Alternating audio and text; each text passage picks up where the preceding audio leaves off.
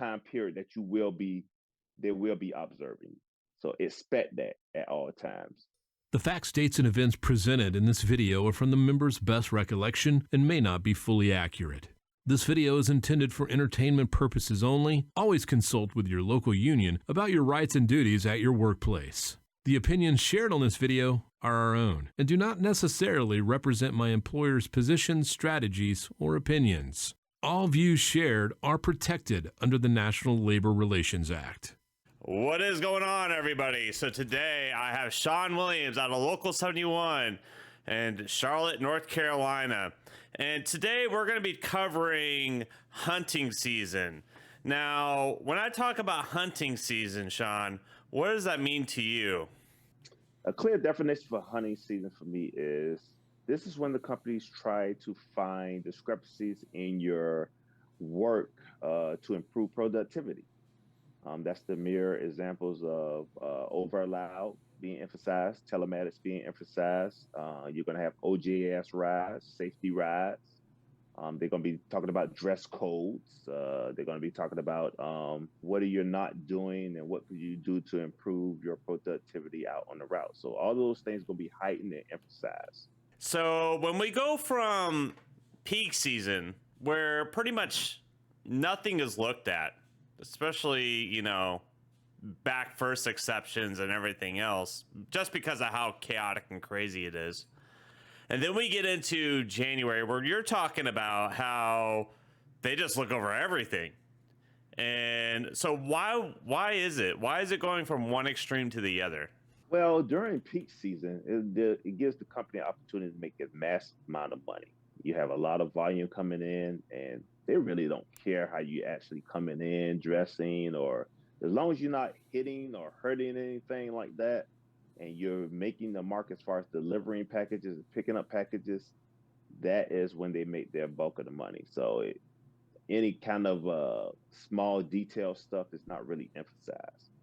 So that's why it's a bit different. Once we turn the clock and that volume goes away and we have lower volume, that's when they start kind of like getting us back in gear, so to speak. That's the way they look at it. We're going to get them back in gear.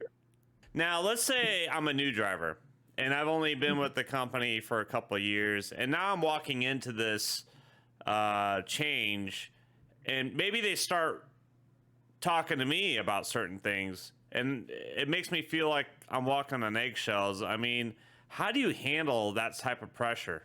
I always tell drivers to work as fast as they safely can. That is my mantra. Always have a set pace that you work at every day. I always kind of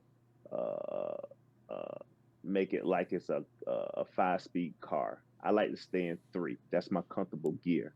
I work all day in that 3 space. I always stay at a steady space, and I don't go too high. I don't go too low. I just stay at that steady space. That way, you know what you're going to do every day, and it's always even every day. They can't tell you that you're doing this too fast or doing this too slow. You're keeping at the same pace all the time, and that should be your model. You take on the model of I'm working as fast as I safely can, and that takes a lot of pressure off you and your performance or whatever that they throw your way. You know, we're talking about dress code, shoes, hoodies, and stuff like that. Now, they've never cared about this before in the past, but all of a sudden they're starting to issue discipline on this type of stuff. Is this stuff I really need to take serious? Well, it's serious to them. I always tell people at the first of the year, I have a conversation with all of my colleagues, and I let them know that, hey, they're going to start looking at the way you dress. So, you know, make sure you have the correct uniform on, make sure you have your shoes, the correct shoes on and stuff like that, because those things they're going to start caring about again. Not that they didn't care before, but as long as they have people coming in and working during the peak season, it's not a point of emphasis. So they have point of emphasis always starting at the beginning of the year all the way up to summertime. So they're going to be nitpicking on all kind of little discrepancies that you may have that they seen or identify, so that they can either 1, to keep you on your toes, or 2, to kind of like get you back in line. And that's pretty much how the company does every year. Yeah, exactly. It's what I call the low hanging fruit, because it's easy for them if they have an issue with you and you walk in with the wrong shoes and a hoodie. Guess what? You just got disciplined right out the bat. They don't even have to leave the building at that point. So now we're talking about leaving the building. We're talking about OGS rides, right? This is the time of the year where we start getting more OGS rides, and I'm sorry to all my friends watching that are getting 4 OGS rides for whatever reason. You know, contractually you're supposed to have 3, but Just 3. yes. So for the OGS rides, how do you handle when a supervisor rides with you? Okay, when you preparing for OJS rides, or safety rides, please ask what kind of ride it is. That should be the number one thing you do. That's the first thing you do when they get on the truck. Ask them what ride on, because a safety ride is different from an OJS ride. A safety ride is when they emphasize just the safety keys that you're working on the truck.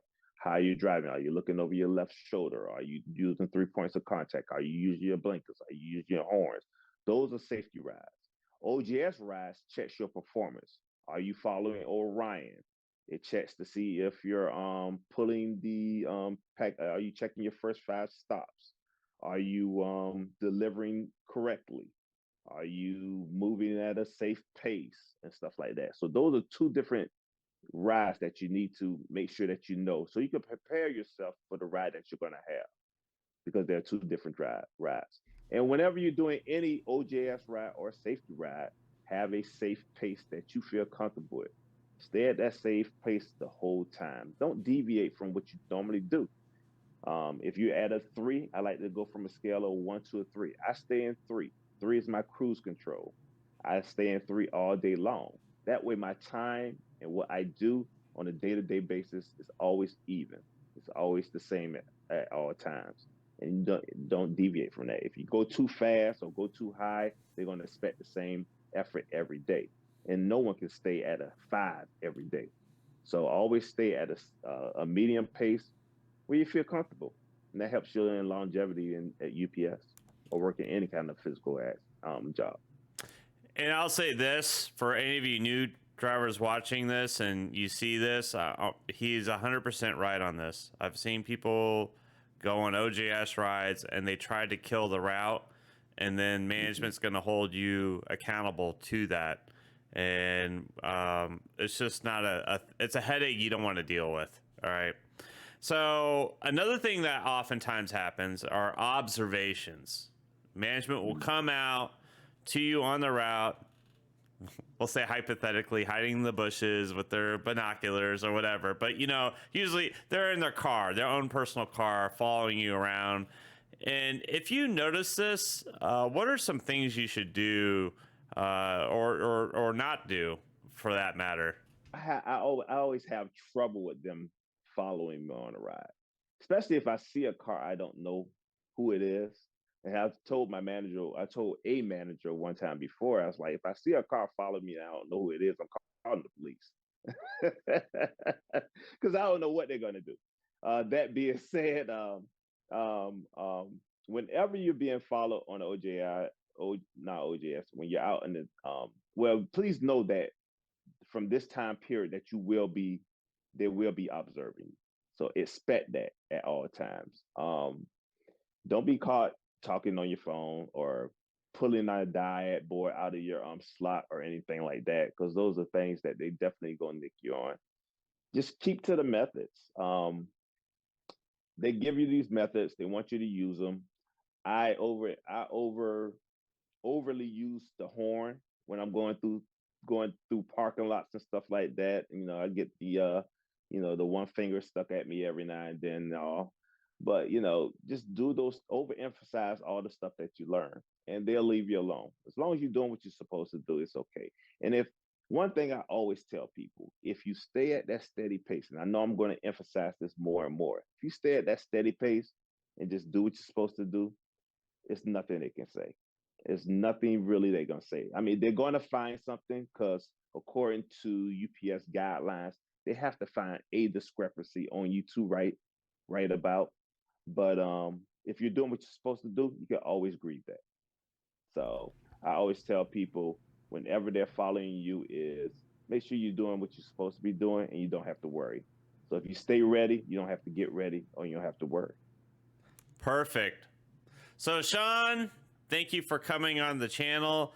You know, on this channel, we do shout outs. So what shout out do you want to give out tonight? I want to give a shout out to my whole TDU crew, my steering committee. I want to give a shout out to Local 71, all my friends, fellow colleagues, to my executive board, President Willie Ford, to Cliff, to Brandon, to Benji, to Richard, and to Alan, all my support staff over there. I appreciate all of you guys. And I want to give a shout out to you, David. Thank you for having this channel.